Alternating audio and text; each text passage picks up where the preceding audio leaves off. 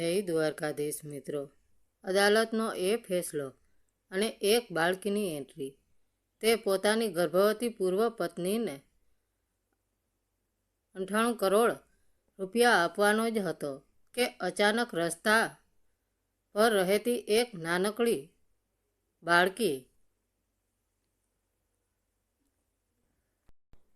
અદાલતમાં ઘૂસી આવી. તેણે હવામાં એક કવર ઊંચું કર્યું અને જોરથી બૂમ પાડી, થોભી જાઓ, આ માણસ બાળકના પિતા નથી, પરંતુ તે કવરની અંદર જે હતું એણે આખા કોર્ટરૂમને શસ્તબંધ કરી દીધો. દિલ્હીની સેશન્સ કોર્ટમાં જજના હથોડાનો જોરદાર અવાજ ગુંજી ઉઠ્યો. તે સૂકો અને નિર્ણાયક અવાજ, જાણે કે 62 વર્ષીય રિયલ એસ્ટેટ ટાઇકૂન અરવિંદ મલ્હોત્રાના નસીબ પર મહોર લગાવી રહ્યો હતો. કઠેડાની સામે બેઠેલા અરવિંદની પીઠ એકદમ સીધી હતી. તેણે લાકડાના ટેબલને એટલી જોરથી પકડી રાખ્યું હતું કે તેની આંગળીઓ સફેદ પડી ગઈ હતી. મામલો માત્ર પૈસાનો ન હતો. જોકે 98 કરોડ રૂપિયા એક કલ્પનીય રકમ હતી. આ સાર્વજનિક અપમાન હતું. આખી જિંદગીનું વેર વિખેર થઈ જવું હતું. બધાની સામે હારી ગયાનો અહેસાસ હતો. જજ મીરા કપૂર, જેઓ તેમના કડક સ્વભાવ માટે જાણીતા હતા, તેમણે પોતાના ચશ્મા સરખા કર્યા અને પત્રકારોથી ભરેલા ખંડ તરફ જોયું. શ્રી મલ્હોત્રા, તેમણે સપ્ટસ અવાજમાં કહ્યું, આ અદાલત તમને આદેશ આપે છે કે તમે તમારી પૂર્વ પત્ની નૈના મલ્હોત્રાને તેમના આવનાર બાળકના ભરણપોષણ માટે 98 કરોડ રૂપિયાની ચૂકવણી કરો. અદાલતમાં હલચલ મચી ગઈ. થોડે જ દૂર ઊભેલી 38 વર્ષીય નૈના રેશમી રૂમાલથી એક સુનિયોજિત આંસુ લૂછી રહી હતી. તેનો ડિઝાઇનર મેટર્નિટી ડ્રેસ તેના 6 મહિનાના ગર્ભને ઉપસાવી રહ્યો હતો. તેણે દરેક ચાલ શેતાની ચોકસાઈથી ચાલી હતી. પહેલા છૂટાછેડાના કાગળો પર સહી કરતા, બરાબર પહેલા ગર્ભાવસ્થાની જાહેરાત, પછી સુનવાઈ દરમિયાન ભાવાત્મક નાટક અને હવે અંતિમ જીત. તેના વકીલે તેના કાનમાં કંઈક ગણગણાટ કર્યો. નૈનાએ નજર નીચી કરી લીધી જેથી પોતાની જીતનું શ્રીમદ છુપાવી શકે.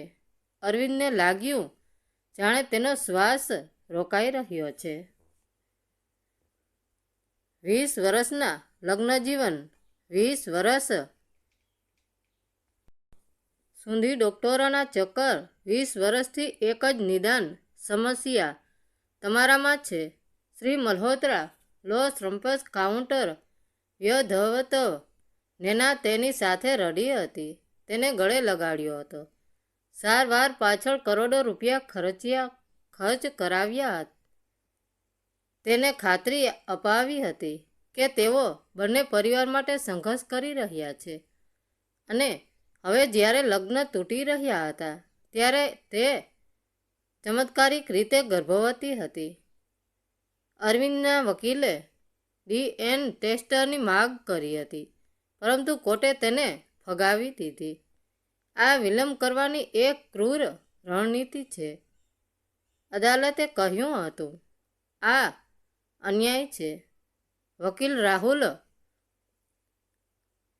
વર્માએ બૂમ પાડી, મારા અસીલને એ જાણવાનો અધિકાર છે કે બાળક તેમનું છે કે નહીં. શાંત રહો, જજે હથોડો પછાડતા કહ્યું.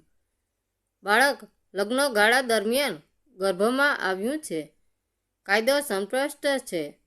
પછી તેમણે અરવિંદ તરફ જોયું. દસ્તાવેજો પર સહી કરો. અરવિંદે પેન ઉપાડી. કેમેરાની નજરો તેના પર જ ટકેલી હતી. પહેલી હરોળમાં તેનો નાનો ભાઈ અને બિઝનેસ પાર્ટનર રોહન મલ્હોત્રા બેઠો હતો. તેનું માથું ઝૂકેલું હતું. તે શરમ અનુભવી રહ્યો હોય તેવું લાગતું હતું. અરવિંદે ટેકાની અપેક્ષા સાથે તેના તરફ જોયું, પરંતુ રોહને નજર ચોરાવી લીધી. અરવિંદે ઊંડો શ્વાસ લીધો. દુનિયાભરનો બોજ તેના ખંભા પર આવી ગયો હતો. પેને કાગળને સ્પર્શ કર્યો. જજે સત્ર પૂરા કરવા માટે હથોડો ઉઠાવ્યો, પરંતુ જેવો હથોડો નીચે આવવાનો હતો, ધડામ અદાલતના ભારે દરવાજા જોરથી ખુલી ગયા. બધા પાછળ ફરીને જોવા લાગ્યા. વચ્ચેની પરસાળામાં એક નાનકડી આકૃતિ દોડી રહી હતી. એક બાળકી, કદાચ 7 વર્ષથી મોટી નહીં હોય. ફાટેલા જૂના કપડાં, પીળી ઘસાઈ ગયેલી ફ્રોક, તૂટેલા જૂતા, વાળ વિખરેલા, ચહેરો ગંદો, પરંતુ તેની લીલી આંખોમાં આગ હતી. થોભી જાઓ, તેણે પોતાની પૂરી તાકાતથી બૂમ પાડી. તમે આવું ન કરી શકો.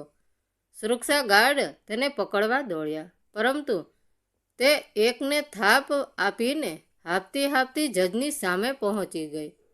તેના હાથમાં એક ચોળાઈ ગયેલું કવર હતું અને બહાર કાઢો. અચાનક રોહન ગેલેરીમાંથી ઊભો થઈને બૂમ પાડી ઉઠ્યો. તેનો ચહેરો સફેદ પડી ગયો હતો. આ તો રસ્તા પર ભટકતી છોકરી છે. જજે હાથ ઊંચો કર્યો. શાંત. તેમણે બાળકીને ધ્યાનથી જોયું. તું કોણ છે?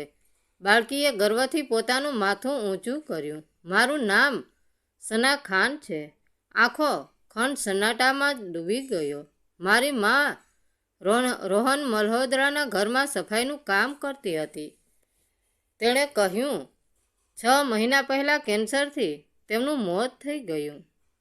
પછી તેણે અરવિંદ તરફ ઇશારો કર્યો, અને હું એ કહેવા આવી છું કે આ માણસ બાળકના પિતા નથી. નેનાના ચહેરાનો રંગ ઉડી ગયો. જૂઠ. તે પાગલની જેમ રાડ પાડી ઉઠી. સિક્યુરિટી, મારી પાસે પુરાવો છે. સનાએ કવર ઊંચું કરતાં કહ્યું. તેણે ઊંડો શ્વાસ લીધો. નેના મેડમ કહે છે કે બાળક અરવિંદ સાહેબનું છે, પરંતુ આ સાચું નથી. તેણે કવર હવામાં ઊંચું કર્યું. બાળકના પિતા રોહન મલ્હોત્રા છે.